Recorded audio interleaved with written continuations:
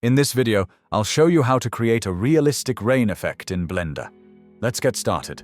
First, I start by adding 3 planes to the scene, and each one has a specific purpose. The bottom plane is used for cleanup. Here, I add a kill particle setup to remove any particles that fall too far or are no longer needed.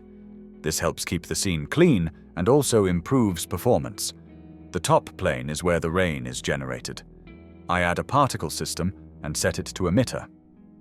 Then I adjust the emission rate, lifetime, and velocity so the particles fall naturally from above. For the surface interaction, I use the middle plane. This plane is responsible for the rain impact effect. By adding a wave effect, I can simulate small ripples that appear when the rain hits the ground. Next, I add an icosphere to the scene. This will represent the actual raindrop. In the particle settings, I assign this object as the particle instance instead of using default particles.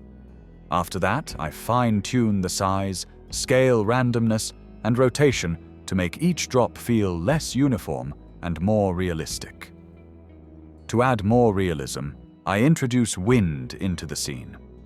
By adding a wind force field, I can control the direction and strength of the rain.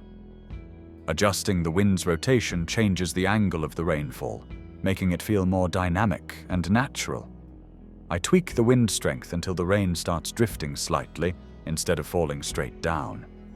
This small detail makes a big difference in how believable the effect feels.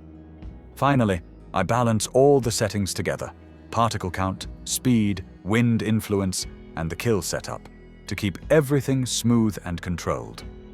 With this setup, the rain has direction, motion, surface interaction, and clean particle behavior, all built with a simple and efficient system. And that's how you can create a simple but effective rain effect in Blender.